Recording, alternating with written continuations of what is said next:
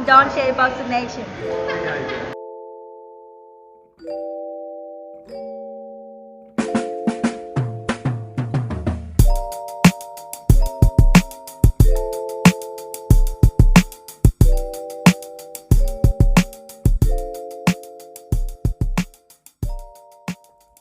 Dante's Boxing Nation, what's going on, guys? Boy, oh boy, I tell you, things change every day when it comes to Teofimo news. I was really optimistic yesterday. I was telling you guys in a report that Teofimo, he said that he's sending out contracts to both George Kambosos and Devin Haney. Whoever sends it back first and agrees to the fight, they'll get the fight with him in April. Today, Eddie Hearn, which is Devin Haney's promoter, he just said that Teofimo is asking for $10 million. And if he wants $10 million, the fight is not going to happen. He said Teofimo is not even undisputed. Matter of fact, let me go ahead and quote exactly what he said. He said, "I think Teofimo Lopez against Haney is a wonderful fight. Listen, Teo asked me for $10 million for the fight. You can't get there, but I'm sure we can make him a nice offer. Teofimo is a nightmare at the moment for Bob Arum, and Bob isn't mincing his words at the moment. He's had enough. So Teo is saying, I want this, 5 million minimum. I want 8 million. I want 9 million. I want 10 million. So right now, I'll leave that to Bob and Top Rank to put those numbers together, because in this world right now, it ain't going to happen," end quote. You know, guys, the last video that I did, a lot of you guys were in the comment section saying, come on, Dante, you know Teo don't want the fight. You know he's not going to take the fight. I don't even think you believe what you're saying, Dante. Some people were saying that in the comment section when I was optimistic, saying that I believe the fight is going to happen. Now, the reason why I do that is because I do want to give this man Teo the benefit of the doubt.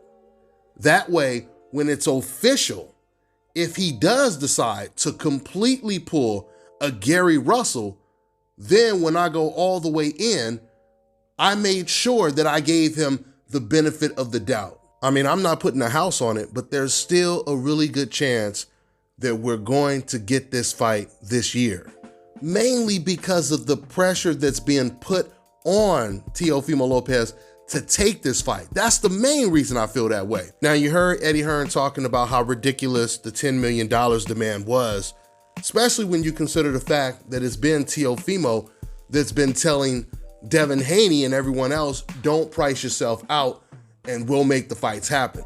Funny, because I was talking to Bill on the phone the other day, and he told me something that I wasn't even aware of. He told me that he talked to Teofimo Sr. directly on the phone. It was live, but this was over a month ago.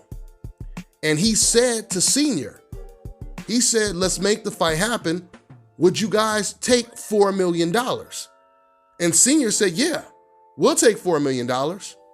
And then all of a sudden, the week of the Canelo fight, or the night of the Canelo fight, when Canelo fought Caleb Smith, you see Teo Jr. talking to Eddie Hearn, and all of a sudden, it's Senior that jumps in and he tells Eddie Hearn, give us $10 million and we'll fight Devin Haney tomorrow.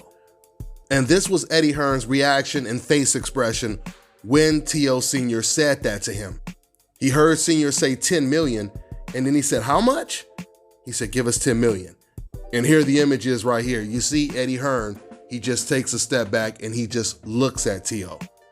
You see, now that I know about the $4 million offer, it makes sense why Eddie would react the way he did. Because clearly, if Bill Haney offered Senior $4 million and he said, and Senior said, we'll take the $4 million, you know that Bill had already told Eddie Hearn, they told us that they'll take $4 million. And now here Senior is asking for not just 5 or 6 million, but asking for damn near more than double of what he agreed to when he was talking to Bill Haney. Something else Bill Haney told me that's congruent with what you just heard Eddie Hearn say.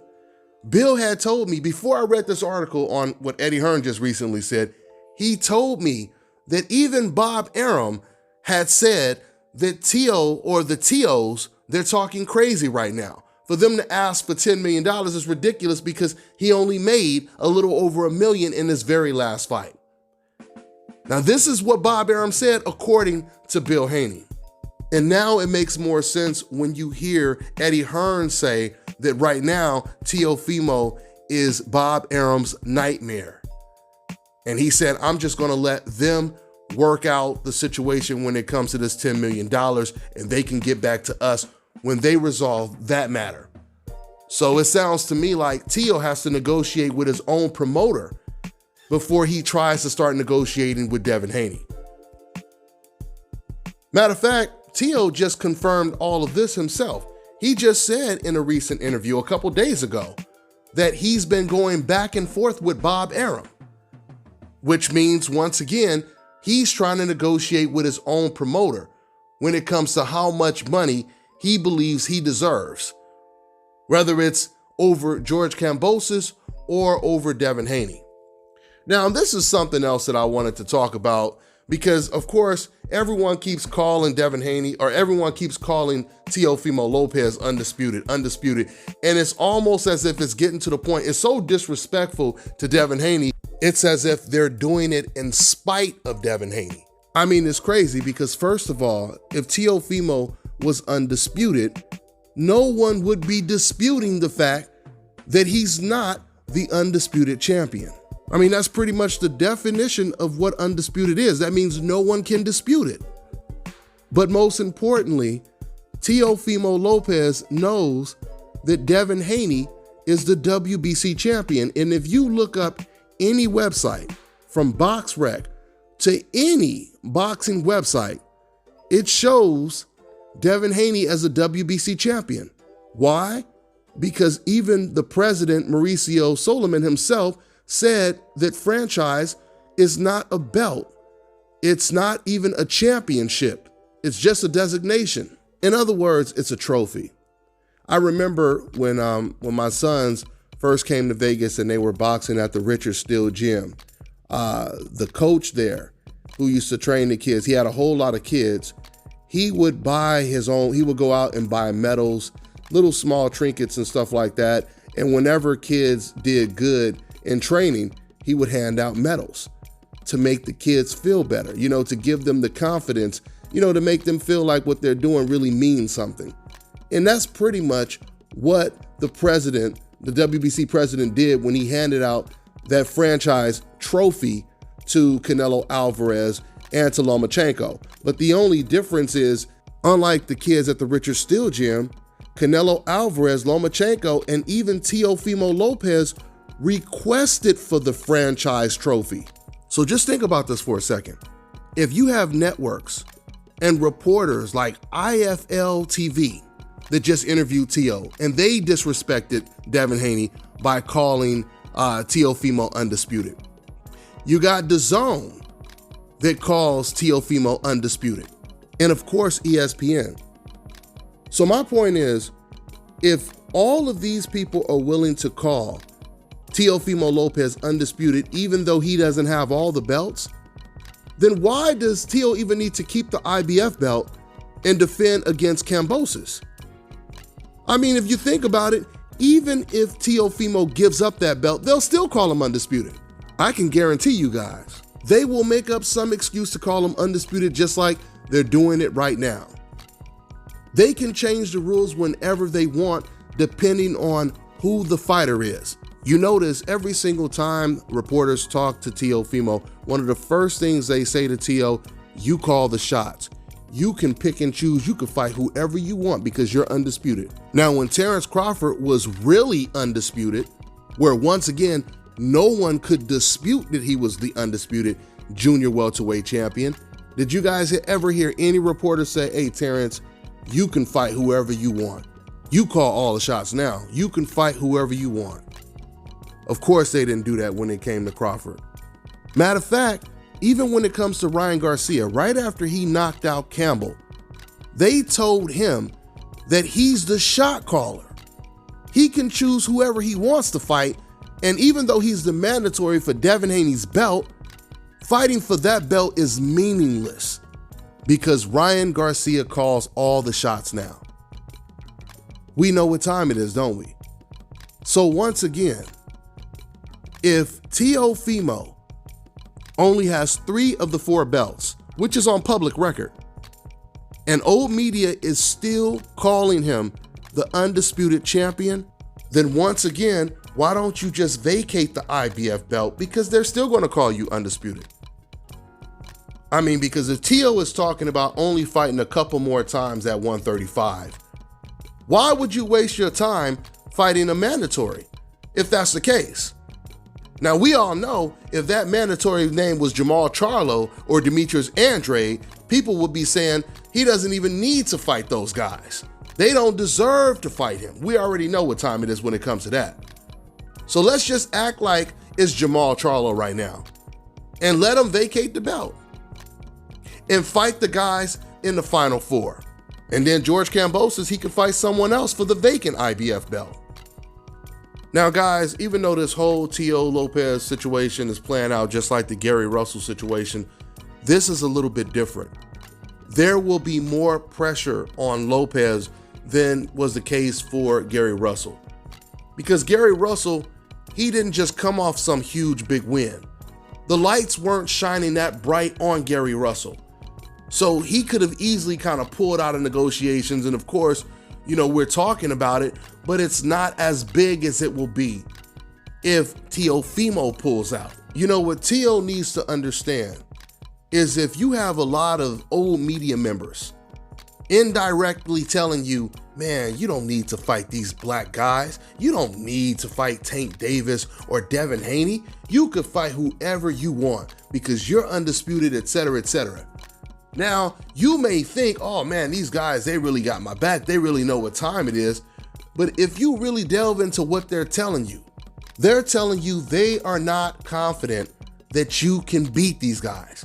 That's exactly what they're saying to you. Notice, there ain't nobody telling Devin Haney or telling Tank Davis, no man, don't fight that Teofimo. You don't need to fight him. Have you guys ever heard anyone say to Tank or Devin, you don't need to fight that Teofimo. You don't need to fight Ryan Garcia. You don't need to fight those guys. How many of you guys think that if Devin Haney was the real unified champion in the division, reporters would be telling him, you call all the shots. You don't need to fight Teofimo. You don't need to fight this guy. You're the undisputed champion. You can fight whoever you want, champ. How many people think these same guys will be saying this about Devin? So I'll close out with saying this. If we are to believe anything that Teo is telling us, it sounds like negotiations are falling apart when it comes to the Kambosos fight. And if that is true, once again, there is going to be an enormous amount of pressure on Teo to take the Devin Haney fight, especially if the Ryan Garcia versus Gervonta Tank Davis fight gets signed. It's going to be extremely hard for Teofimo to justify fighting anyone other than Kambosos or Devin Haney. And one last thing I want to make clear. When I tell you guys, I still believe there's a very good chance that the fight will happen this year. Remember, I said this year, because I know that there's still a good chance that Teo can end up fighting Kambosos first, and then if he gets past George, then fight Devin Haney next. It could work out that way, or he could end up fighting Devin Haney and then fighting George next if he wants to keep the IBF belt. But even with that being said, there's also another option that Teo has. When he says he's going to send out 2 contracts, if he does decide to fight Kambosos, he can still work out a deal with Devin Haney now. We've seen that happen in the past before. They could work out a deal where as long as they both win their next fight, they're fighting next. It'd be no different than when Andre Ward and Sergey Kovalev signed a 3-fight deal. Even Canelo Alvarez and Miguel Cotto did that. They had already signed a contract before they had beat their next opponent. Teo could do the same thing with Devin Haney. That's all I got for now, guys. I'm on to the next one. All right, now check this out, guys. If you're looking to repair eczema scars, burns and bruises, dark spots and blemishes, then this right here is the perfect product for you guys. It's called Elo Diki Face and Body Oil. Athletes and top-ranking boxers, they're also using it after training to reduce swelling, inflammation, and to ease the pain. So get yours today. Go to elodiki.com, like them on Facebook, and follow them on Instagram. Fellas, I've got some great news for you. If you've lost your hair or have a receding hairline, the time has come when you can finally get your hairline back through a process called scalp micropigmentation. So here's how it works. It's a hair tattoo that replicates the look of your hair follicles when you have fully shaved it down. Make sure you go ahead and contact my man Scalp Carolinas on Instagram. And when you go on their pages, you can see for yourself what these guys look like before. I mean, these guys are literally hair magicians. I've never seen anything like this before, but all I can tell you guys is this a serious game changer for us men. So make sure you get in contact with Scalptus and Scalp Carolinas on Instagram. Listen, I'm telling you guys right now, in the world that we live in today, one of the most important things in life to have is a good lawyer. And I can vouch for this one right here, because this brother is my personal lawyer. So if you need any type of legal representation, if you need legal advice, if you're having problems on YouTube, on your regular job, or whatever it is, contact lawyer, mediator, and business consultant Issa Israel's law firm. I've been knowing this man for a while, and he has been a true blessing to me. I'm telling you, he's affordable, he will work with you, but most importantly, he's not gonna just treat you like a customer. He will have your best interest. So to get in contact with him, go to iilawfirm.com or consultsglobal.com.